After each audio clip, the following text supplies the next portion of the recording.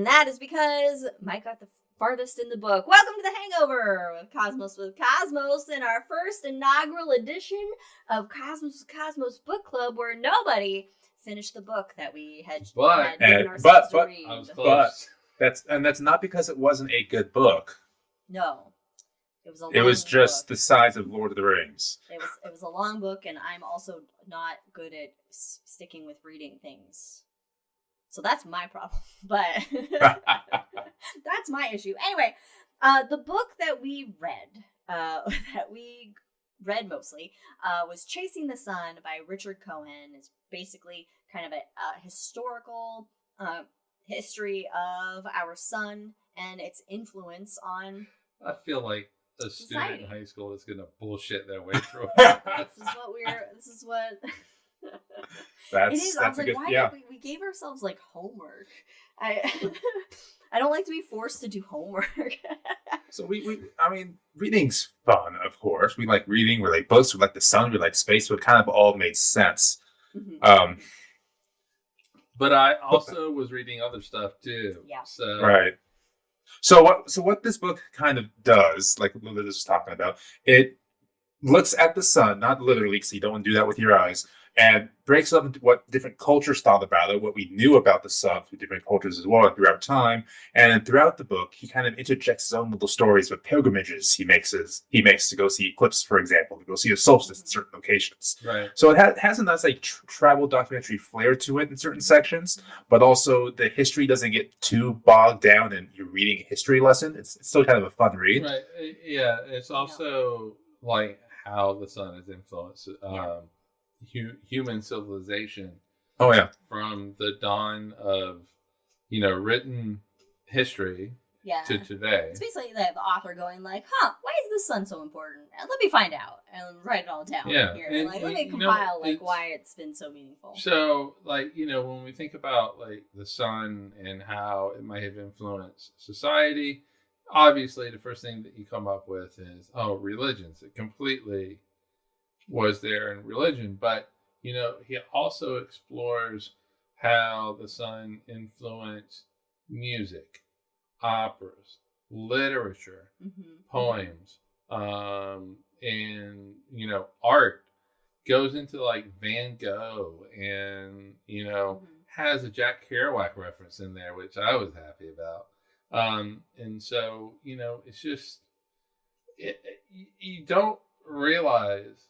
You take for granted how much the sun has played a role in civilization. Would you say that this book tries to take the sun out of the darkness? Hey, there you go. Cheers. Yeah, I mean, like all aspects of our existence. Well, yeah, I mean, we depend on the sun for everything. And life on Earth. So it makes sense. And it's a constant routine thing every day. The sun rises and the sun sets. The sun rises and the sun sets. It's a constant throughout in all of human civilization, the history of the Earth. The sun is ever present. Yeah, so I guess we could talk about specific civilizations or stories, but let me kind of ask this first question. Did reading this book at all change the way or make you rethink or think about the sun in a different way you hadn't in a while? Because we do take the sun for granted, of course. Yeah, I think we take it for granted. Okay, so a lot of what... All right, so music I listen to doesn't talk about the sun that much at all, And so it's interesting, or like, There's no punk song Ode to the Sun? There's no punk Ode to the Sun. Ode to the Darkness, maybe. but the thing is like, like books that we might read outside of like Chasing of the Sun, right? And so are going to be sci-fi books, maybe, let's say, typically. And the sun or the stars and those have very different roles in the plot. Like in Red Mars, they try to put mirrors up to enhance the suns. But that, that's just a plot device, right? Using the sun using the sun. I thought, okay. Is they might be Giants a punk band? Or are they just a... All right. They're just some cool guys. I'm going to say what I always say is like how you define punk. You ask 100 people what punk is, you get 100 different answers. That's also a very educational song. Yeah. So... They're an educational punk alt-rock band. But it was interesting like how he brought in how the sun was in like opera. Which is not something I typically, something I don't listen to. Yeah, typically There's no I've never. typical, so that implies that there might be like the occasion. My opera clothes on break at the moment. Or, like how it was a device in, books and stuff like that, and how it represents different things. And, the less music I listen to.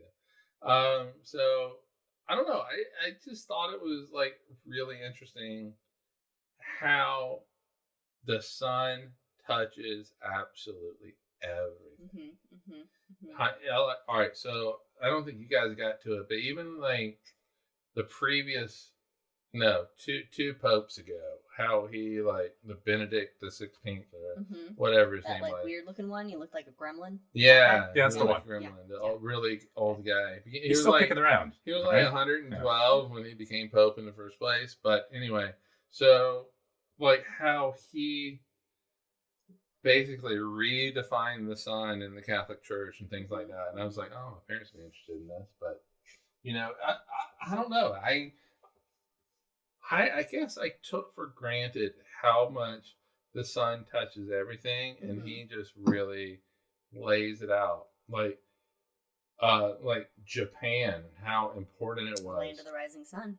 Yeah, and how the emperor of Japan was tied to the sun, and even goes so far as to talk about his speech that he gave in 1946, the emperor, where he said that I'm not a descendant of the sun or whatever it is. But if you actually look at the Japanese, they basically changed it, and he didn't say what MacArthur wanted him to say. If you look at the Japanese. Yeah, I mean the sun is a huge. I mean you don't even need to read the book to even just kind of think about it, how the sun's influence on everything is. I mean, if you're looking at ancient cultures, I mean the sun is it's everything. It's timekeeping. It's it's the reason for being. Whereas I'd say the meaning of the sun has transitioned from being like this kind of something to worship and something that you're using for agricultural time. I mean, of course, we're still using the sun for time through the various development of calendars and timekeeping pieces through the 1600s and so forth. But it evolved in a way where the sun then became more like a poetic thing, and something that is for art and culture, and given this these deeper meanings and poetry and all that kind of thing versus maybe more of a utility use in the past. I mean, I really enjoyed the book. I still have 90 pages left. And I stopped when I knew I wasn't going to finish the book, and with the last part, which is basically the future of the sun. Mm-hmm. Yeah, we all know what's going to happen. Right, but I think this looks at a very Earth, humanity centric lens, and so I'm gonna finish it, and then I guess we'll go to our next book, but. It's I enjoyed it. It's a very interesting book. So I did as far as through the amount that I read, I did make highlights throughout it. It's called Chasing the Sun. and why I didn't decide to do like notes while I was reading, which I should, because when I read, and if it's for something like this, I really need to take like handwritten notes on stuff rather than highlighting something and go, I'll remember why I highlighted that. That'll make sense. So I figured as we talk, I can like go through some of we can go through some of maybe our highlights or whatever and try to figure out what we were thinking when we were highlighted. But my very first highlight is mosquito energy. Well, that's just fun. Yeah, that's just fun. I was like, yeah, you don't need a reason for that. You got that mosquito energy. But it is basically saying that for that every second 5 million metric tons of mass are converted into nuclear energy. This is inside the sun, equivalent to the detonation of 90 billion 1 megaton hydrogen bombs. So that's 3.8 times 10 to the 33 ergs. 1 erg is roughly the amount of energy of a mosquito needs to take off. And I thought that was very interesting because I was like, who's calculated the amount of energy a mosquito needs to take off? Well, it didn't originate. Yeah. Okay, fair. True. So I was like, oh man, I never thought about that mosquito energy before. And that's bringing mosquitoes in the sun together. It's a pretty straightforward calculation, to be honest. But yeah, but who's going like, I wonder how much energy Nerds. needs. It is a first-year physics student that is having to calculate that. That's exactly who's doing it. They're required to do it. That's good. Do you have a good highlight? You want me to keep going on some highlights? Well, I don't know where you are, but I can tell you why I picked this one. And it was because I think we had started the conversation with a colleague of mine about showing art reimagined. And so I had, I have said that art and science are two sides of the same coin, where both are looking for beauty in the universe. One sees it objectively, one sees it subjectively. And so I had never seen this quote or heard this person, but heard of this person. But this is from an English essayist and poet, Leigh Hunt, who lived from 1784 to 1859, so a good long life.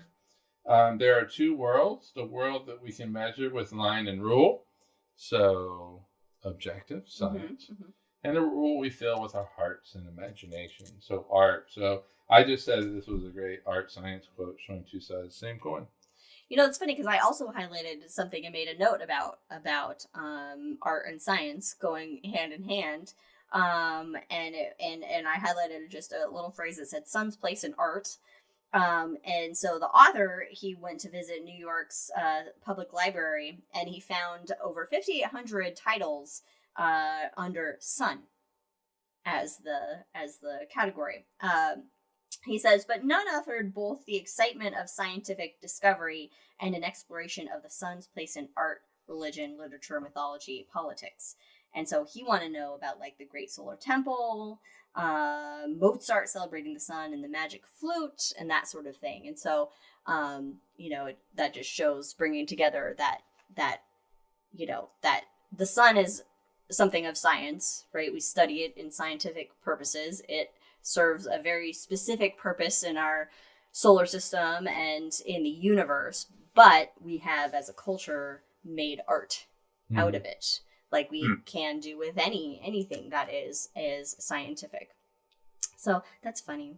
Yeah, I mean, it's art in like all kinds of art. I mean, sure, we talked about like in operas because we all listen to opera, but it's our favorite genre. But he even goes so far as to paintings, Van Gogh, Matisse, all those guys, but then he brings in, because you've been doing a lot, like photography, and how, you bring the sun in with photography and how people are taking photographs of it. And then that goes into from still frames to frames in motion, so film. And, how do you fake the sun? It used to be that, like, how you hear like a director go, hey, we're losing sunlight. Well, that was like a really important thing at the dawn of movies. Yeah. Because they didn't have lights. They didn't have the big lights to fake the sun. Right.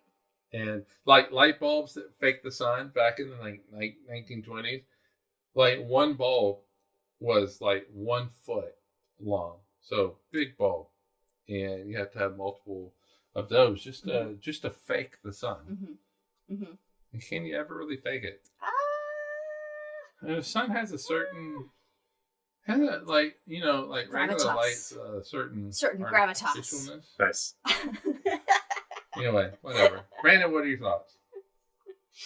About that particular quote, or should I go off to a new highlight? Go off to your new highlight. Go off to your Alright, highlight. So here's a fun one. This was kind of explaining what people generally thought of the sun for a couple of hundred years. Generally speaking, Christian man saw himself as a degraded and miserable creature whose only hope was in prayer and penitence, and as one to whom a rational understanding of the motions of the planets was supremely irrelevant. Nice. Yes. Very Sherlock Holmes. Yeah. This is actually, and this was actually a quote from somebody else that he referenced in it. Professor John North of Trinity College, Cambridge, is where that quote came from. I'm looking through my. Yeah, how do book clubs work? It feels really so disjointed. It really depends on the type of club and if people have finished the book. Like my original drink name before I just got a seltzer was the Pink Monkey, because if you remember back in high school, you go to pinkmonkey.com and they'll give you book summaries. Is that too much of a throwback? I never heard of it. I never had it either. Never. But it was. I did like the Cliff Notes. Cliff Notes, yeah. That's basically what Pink Monkey was. Okay. It's just Cliff Notes. Okay. Well, the good news is oh my god, I should have Cliff Noted. What am I doing? Yeah. The good news is nobody other than Katie has read this book. Because I think Katie said, "Oh yeah, I read that back." I don't know. Whatever. Yeah. But so we could get away with saying anything. Okay. Let's see. Oh my god. Oh my gosh. Okay. All right. This is really. All right. This is fun. We promise our listeners will do better in the next. This highlight. Yes. It's just fun looking through the highlights that I did, and I'm like, ooh, why was this funny to me at this time, or why was this interesting? So this one is about kind of some traditions and festivals around the sun, because people throughout history, there's always been festivals and traditions that are centered around any reason to drink, we'll take it. Any reason to drink, like the winter solstice, the summer solstice, and all the equinoxes and all of that stuff. This talks about the Aztecs. So he says the Aztecs, who believed that the heart held fragments of the sun's heat. Okay, hold on. Say it again. The Aztecs believed that the heart held fragments of the sun's heat. That's fun. Ensured his continual well-being by tearing out this vital organ from hunchbacks, dwarves, or prisoners of war, so releasing the divine sun fragments entrapped by the body it desires. Listen, that's just hardcore. So, I mean, we've heard about sacrifices from ancient South American cultures, and hearts being at the center of it. And I had never heard before that that it has to do that, at least for the Aztecs, it had to do with the sun, and that the heart contained solar heat fragments, which was very interesting. I was like, oh, okay. Oh my god. Okay, all right. Yeah, I never heard that either.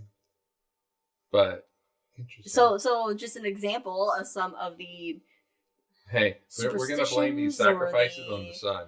Yeah, I mean, Ron Calamar. Okay, let me find. There was another one that was right by that. Oh, here we go. Candlemas Bear. Candlemas Bear. Let's find out about Candlemas Bear. Okay, so winter solstice. This talks about. I'm sorry.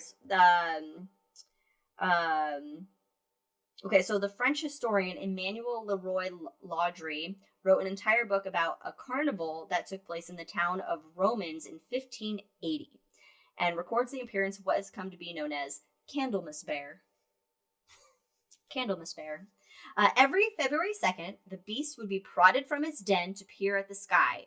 Were it cloudy, this may sound familiar, were it cloudy, superstition held, the bear would be unable to see its shadow and so would behave as if winter were on the wane. But if it saw its shadow, because the weather was bright, it would be frightened back into its hole, and winter would endure for another 6 weeks.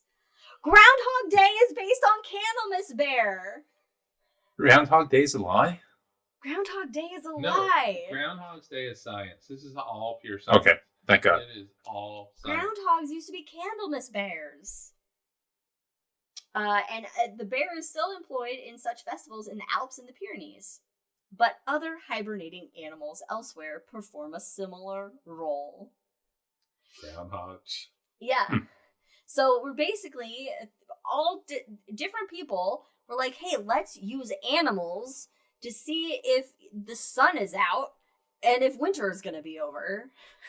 It's because the animals are always smarter, right? We're like, okay, certainly the animals know. Have you met our dog Leia? No. I mean, as long as they're smarter than the average bear, that's really what matters. But not Candlemas Bear. Yeah, but like they're used as like a device in movies where like the animal knows that like the bad guys are around, like the evil ghost is around, all that kind of stuff. They're in tune to nature. Another point about the sun is and its importance in our civilization and cultures is the fact that this is one of the highlights that I did was that many societies have erected monuments to the sun. Mm-hmm. There's all kinds of monuments. There's I guess a large percentage of Neolithic tombs that have been built to face the sun at significant times. There's like 900 in Britain. We should go find them. We're going, yeah. Well, that's not a tomb though. Well, I guess it is. Well, it's for the like solstices, I suppose. Stonehenge is one of them. Where they really don't know what the use was, but it has something to do with the sun. So it just shows the importance of the sun throughout history. But I just saw this highlight that is a quote about astronomy that I think I thought was funny. And we all know what I think is funny is definitely going to be funny. Here's a quote. Okay, so this quote says, it's by Gustave Flaubert. Astronomy, a fine science, useful only to sailors. While on the subject, laugh at astrology. Nice. And I was like, yes, laugh at astrology. What's funny to that quote kind of ties into what I was saying about the Christian man being petulant, that kind of thing. But right before that, he was talking about how astronomy may have been taught at like one course in the college. Besides that, it was all astrology because that's really what mattered. Yeah. That was the like predictions of what's going to happen, but they also kind of went like before astronomy became a term. Astrology was kind of the main term. Yeah. Before then there became like you could still study the stars, study the motions of the planets, but we call it an astrologer because that's just the name of it. Yeah. And now astrology should definitely be laughed at. So here's one about the longest day of the year. Ooh. So starts talking about how it seems to like kind of hang in the sky for a moment and keep going. It says, we see that of the fact that dawn went for 2 or 3 days. The sun seems to linger for several minutes, hence the word solstice, from sol, sun, and stitum, from sitir, to stand still. So solstice is the sun standing still. Oh, shit. Yeah. Just like armistice, arms and weapons stand still. I also have that highlight. Yeah, I have highlighted as well. That's a good one. We both are like sun weapons. Oh, I didn't know that. Highlight it. Oh my god. All right. So, oh my god. Just, I have to freely admit that I did stop highlighting stuff. Oh, here's one. Okay, so this is with ancient Egyptians. This is and Egyptians are very well known for sun worship. And the sun god Ra was there. And I hear Lady Gaga loves that too. I don't get the reference. It's okay. It's too. It's too dated. Yeah. Honestly. So Atum, the creator, the pre-existing, whatever, creator, we get it. Atum would change places with the sun. The star was his ultimate incarnation. At other times, he was the conscious void within which the sun first arose. The moment... Oh, okay. Well, all right. We're just going to keep reading this. The moment of orgasm was as useful a way as any to describe the way the universe came into being.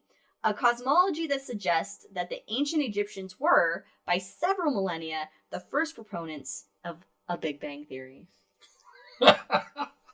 Nice. It really came home at the end there. Oh my god. Oh my god. All right. Cool. There you go. Yeah. Hey, that's cool. I really like just going through the highlights and being like, what was happening? Yeah. What was I thinking I about? completely stopped. Did you stop highlighting? I did. Yeah. I stopped at page 324. Oh, I stopped no. long. Oh no, before that. I would do it sporadically. All right, so Ben Bova. Brandon should probably know Ben Bova, sci-fi writer. Can't remember his books, but he. All right, anyway, evolution hasn't adequately prepared us to easily understand things like quantum mechanics, curved space-time, or even the age of the Earth, let alone that of the universe. Metaphor helps, but it really is just a crutch, emphasizing more often than not the limits of our imagination. And my note was, our brain breaks. That's basically Our what it brains describes. can't handle the knowledge of the universe. We can't handle the truth. This one I have is that there are different. Most cultures had different synonyms for the sun.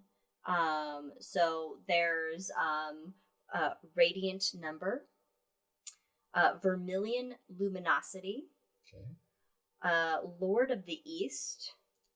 These seem to be. I think these are all Chinese, actually. Great luminosity. That sounds very Chinese. Crow of Yang and fluid pearl.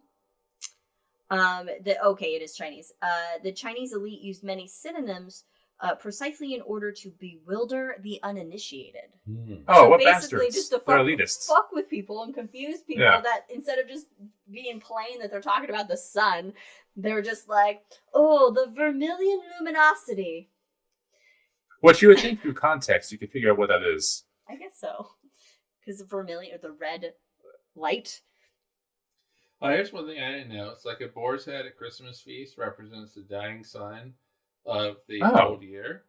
I didn't know that. A suckling pig with the apple of immortality in its mouth. The new. Huh. I thought Really? that was, yeah. I just thought that was for decoration. And it's like, oh, let's put an apple in the mouth of our dead. Yeah, here's also something that never thought about, which actually, now when I look at it, it's like, oh yeah, that makes perfect sense. The stars align against you, disaster, which is dis astra, the stars are against. Oh, yeah, that's right. Yeah, I just never thought about it. Disaster. Meanwhile, everybody is being so nice, sticking with us as we read our. Well, it's just okay. So, so you have this kind of where you have the sun as in historical kind of where people are like just like, oh, we worship this thing. This thing clearly is important to life and give some sort of, not that they had a term for energy, but energy, crops, and agriculture, and it's a necessary thing, you know, to worship, build monuments towards, you know, and everything. And then it transitioned also into the science of studying the sun, where it's like, oh, we actually need to know exactly how the sun, or how we move around the sun, how the sun moves, how we move around the sun. Eventually it was, you know, how the sun moves. But yeah, for precise timekeeping, commerce. And commerce, also for religions. And so one highlight I have is that it was not just a question of the direction in Islam. It was not just a question of the direction to pray, but when Muslims required accurate knowledge of the sun and moon so they could determine the exact hours for prayer. And so the last bit in the book that I got to before the episode, it was all about time. Check out our episode on time. Nice. And the development of various timekeeping technologies, from clocks and the evolution of the calendar, which the calendar is just bullshit. Every calendar we use is just it's based off like a Christian bullshit. Is what it is. It really has nothing to do. They've using the sun, but it's kind of like just a timing of when they want, basically making sure that Easter falls on a Sunday somehow by making magic math happen. And but also I think the book did say that because of the older calendar that they were using, that it did drift. Oh, it did drift, yes, and it still is off. Hence, we have to add leap years and stuff. In fact, the most accurate calendar is the Mayan calendar. The Mayan calendar only gets off by a few seconds, or it's within like a few seconds or like a minute or something. And that is actually the most accurate calendar. Over many and years. When everybody freaked out in 2012 that it was the apocalypse, because it was like that was like when there was like something that they were. Had to like adjust, or there was something to do with that. Wasn't it changing to the long calendar or something? I don't know. It was just something where they have to adjust the calendar, but they only have to adjust it just a certain amount of times that are far apart from each other. And so then it was like, oh my god, the world's ending. But so so the last bit was about how then we started to then break down the day, where people used the work day, the life day was basically sunrise to sunset. And then now we have the day so broken down into each second, minute, and hour, where it's like we wake up at a certain time, we start work at a certain time, we eat at a certain time, we do various things at certain times, we have appointments at certain times. Like everything is so regulated by time that I was then like, oh man, I wonder what it was like how you felt not having like a Monday, like not going, oh, it's 1:30, you know, I need to do this, or it's, you know, where you just, the sun rises and you wake up, like how long your day feels, like how much you feel like you can get done. Whereas I feel like in society today, and myself included, it's like, oh gosh, I never have time. You know, like I never have time, you know, because there's so many things to get done. I don't feel I have time to do certain things, or, you know, so it just had me thinking about, oh, I wonder if the day felt longer if we just when people didn't have hours, when they were just relying solely on the movement of the sun throughout the sky. And that's what they were basically living their lives by, rather than. And that really wasn't that long ago. That could be like 100 years ago, basically. That you just have a clock in your house constantly, right? No, it was a couple. It was They defined what the day was, you know, a few hundred years. Yeah, ago. And there started to be like timekeeping in like this. Right. No, I know like timekeeping as far as living day to day without a clock, without knowing the time. Yeah. Like, that wasn't that long ago, really. But yeah, as far as being defined, then yeah, okay, that's well before then. Yeah. But I mean, having like, you know, even like a wristwatch, that was like a couple hundred years, I think. Oh, okay. Sure. I know that you got past that part in the book. I don't know. Well, I know they have like you pull it out of your pocket, a pocket watch. And, no, but like it was, like you were saying, people define the day as sunrise, sunset, and then you had the whole the night is longer than the day part being screwing things up, and how basically people ended up with different times, and you had to standardize stuff, especially when you are and on a boat, planes, trains, and automobiles. Yeah, exactly. So you have to standardize time if you're on a boat that way, and that helps with knowing what latitude and longitude you're at, in particular longitude. Latitude is much easier to calculate. Yeah. But then there's the whole. It's like the French were not happy that 0 degrees longitude, which really is a measurement of time, is going right through Greenwich, England. And there was like a big debate, and then like France tried to be on its own time, even like with Napoleon and stuff like that. Greenwich was picked as that, right? Because they had the observatory and they had all these records and logs of various things. Right, but the French had it as well. French had it as well. They're dicks. I'm just kidding. Just kidding. But then, so that's one way of establishing like time, but then railroads happen, and you have to be able to say, okay, this train is leaving at a certain time, so you got to standardize time with that. So time zones were created out of it, and it all basically boiled down to when the sun crosses a meridian, and where you define that. And so Greenwich, England. So it was, I don't know. It was very interesting from a very, it starts off kind of a very science perspective and then goes to art. And then I'm assuming it's coming back to science with the future of the sun. I will find out in my last 90 pages. It would be interesting to do an experiment. Not an experiment, but just like take a day where you just you hide all clocks and any reference to time, and you just like live a day doing whatever you're doing, and just see how it feels. If it feels different than a normal day where you're just like looking at the clock. I have had that moment, at least for a subset of the day, playing video games where it's like, holy shit, we just started Elden Ring for 4 hours. Where did time go?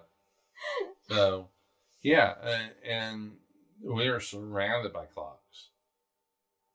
Well, yeah. So we can lose ourselves, but it means. But like with a purpose, like I'm gonna work on these things, or I don't know. You know what it means though? What it'll mean is that you put away your phone.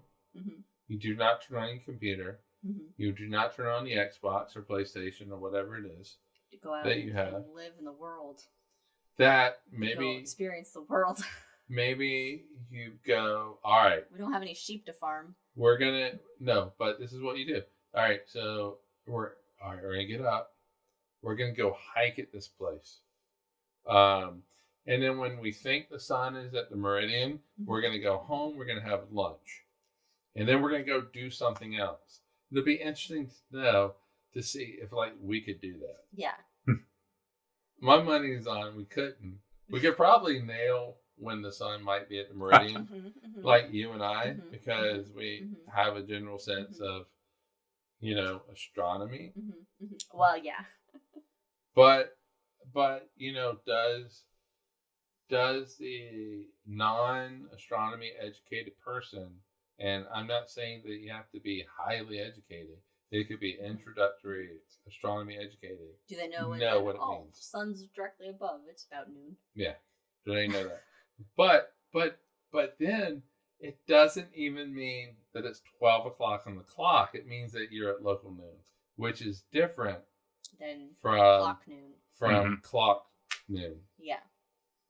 So, you know, something that I learned was I didn't realize so early sundials that like that they had to be made specifically for that latitude because of the less. It's all dependent on the sun's height in the sky. That so if you take a sundial from I don't know, the UK and go down to Germany, it's not going to work.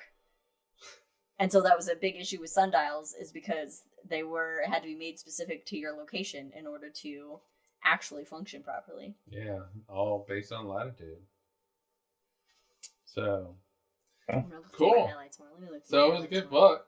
It's a really good book. It's very informative, and if you like a I think nonfiction. I think our rule is going to has to be 200 pages ish or less. Okay, I didn't know how long.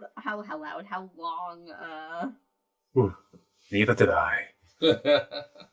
Oh, here's my last highlight. That I made. My last highlight that I made was chapter 21, How Time Goes By, page 509. There are 700 something pages in this book, so that's how far I got.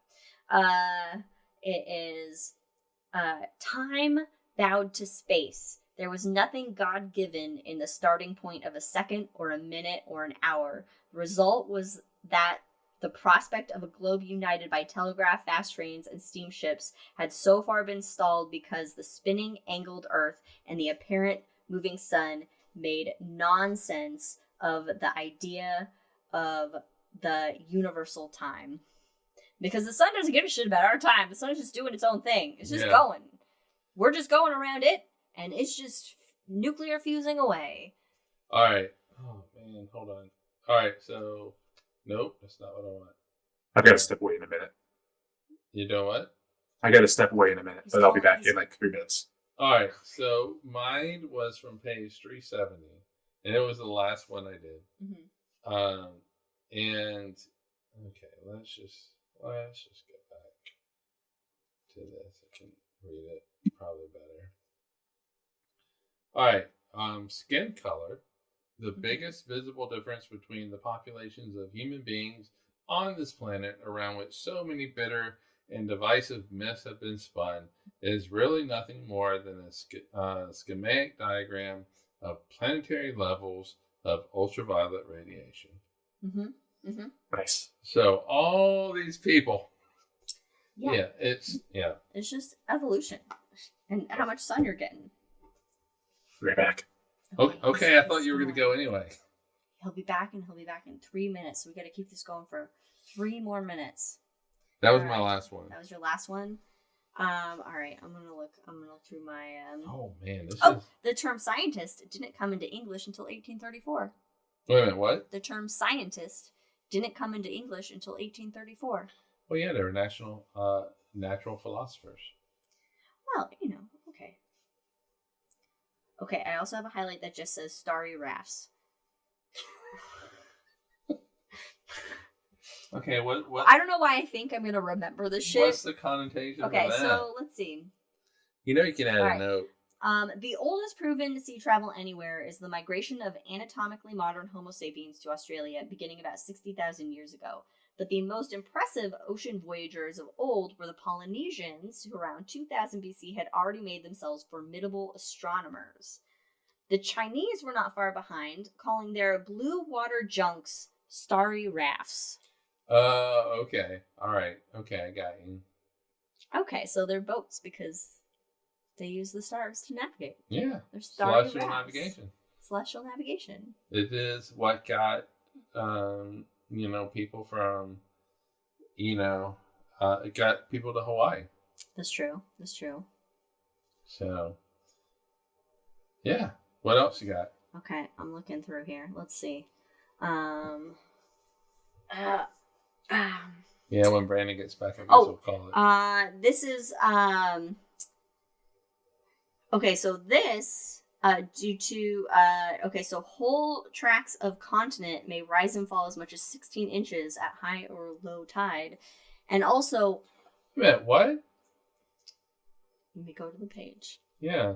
Okay, so often what we... So we're talking about like the sailors and tides and everything in this chapter and sea pressure. or seafaring. The sun-mediated pressure affects land too, but because continents are much more rigid than oceans, the effect is much smaller. Even so, Thomason explained, whole tracts of a continent may rise and fall as much as 16 inches at high or low tide. 16 inches We do seems not, like a lot. we do not realize this as everything around us rises or falls together. Local lakes, swimming pools, baths, cup of coffee, or indeed the human stomach will not show any signs of rising or falling. Because we're all rising and falling at this. Right. Everything is rising and falling at the same time, thanks to. Right, but still, 16 inches feels like a lot. That's a lot. I would have thought like 16 millimeters. Well, probably not that. 1.6 inches. I guess I shouldn't be completely surprised by it because Io goes like shit crazy with it. Yeah, but it's also dealing with Jupiter's massive gravity. You said 16 inches. 16 inches. Huh? There's a whole thing about vampires in here, apparently. Vampire myths, the whole sun thing. I have a highlight that just is a highlight that says David Dolphin. And I think that's just because I thought his name was fun. I'm saying David Dolphin. David Dolphin. That's David a fun Dolphin. one. Really quick, National Geographic, up to 22 inches a day. Oh, look at that. They're called terrestrial tides. Okay, all right, see? I mean, we're like bumping up and down. That's cool, nearly 2 feet. But we just don't feel it because it's all Just don't feel happening it. together. Oh, this quote is, indeed, nudists were the first modern sun worshippers. Yes, That's fun. I do remember that. Yeah. The sun was also seen for like a long time to be like the treatment of shit, like a medical device, let's lay out in the sun and it'll cure things. It'll help you with things. Right, but I think like there are certain things like, you go out, sun, vitamin D, which does shit. Yeah. But yeah, and I think in that section it talked about like shipping people to the desert for like tuberculosis. Before we knew about cancer, by 1933, sunlight was said to be a beneficial treatment for more than 165 diseases. In the years after the Second World War, it was a standard medical precept that the more sun we got, the better. Schoolroom windows were made so that ultraviolet rays could penetrate easily, and boarding school matrons would line up their charges at bath time to stand under sun lamps. Yay! Oh boy. Then we learned that too much of a sun is not a good thing for the human body. Yeah, but they were also like, hey, cigarettes are good for you. Well, that's just science. Marketing. No, Capitalism. even doctors were like, yeah, it's good for you. That's because they got some money from big tobacco. Anyway, Chasing the Sun by Richard Cohen. It is worth a read. We did a horrible representation of it because we just have. It's a long book. We've been busy, and whatever. But it's very interesting if you're really interested in, if you like history, science, and you're really interested in kind of this whole kind of historical perspective and modern cultural influence of the sun on humanity and how it's been effervescent in our everyday lives since we have written history, basically.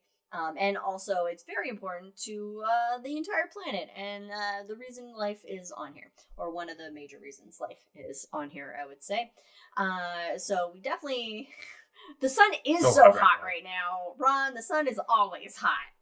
It's always fire, the sun. Yeah. It's always fire. So we definitely recommend reading Chasing the Sun by Richard Cohen. For our next book club that we will hopefully actually finish the book because it will be so long and we'll actually dedicate some time to it. We have Einstein's Shadow, a black hole, a band of astronomers, and a quest to see the unseeable by Seth Fletcher. So this is the story of the team of scientists that actually went to take the first picture of the black hole a few years ago. And it's really good stories. So Einstein's Shadow. Check it out. I'm halfway through already. It's fantastic. Wait, you got a head start. We love. I can reread it. I didn't take notes. That means he'll finish it. Yeah, it's true. We love black holes. If you're a fan of the pod, you should know we talk about black holes a lot. We bring black holes up a lot. It's a thing. Mm-hmm. So, we will get that on our Kindles, so we can go down another rabbit hole of why did Liz highlight this in the next edition of Cosmos the Cosmos book club. But thank you guys so much for joining us on this special edition of the Hangover for Cosmos book club. Again, check out Chasing the Sun by Richard Cohen, and also our next book is, say it again, Brandon. Einstein's Shadow by Seth Fletcher.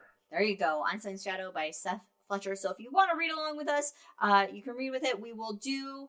Okay, so we're discussing breaking this up into 2 parts, but I don't know how we decided. I don't think we need to because we're not going to be back until October anyway. We'll let you know. We won't do the next book club until after we come back in October anyway. So plenty of time to begin reading it, and then we'll figure out when we'll do the actual book club episode. We'll let you know that on October 5th when we are back for season 7 of Cosmos with Cosmos. Again, thank you guys for joining us. Follow us on all the things, and we will see you next time. Cheers. Bye, everybody.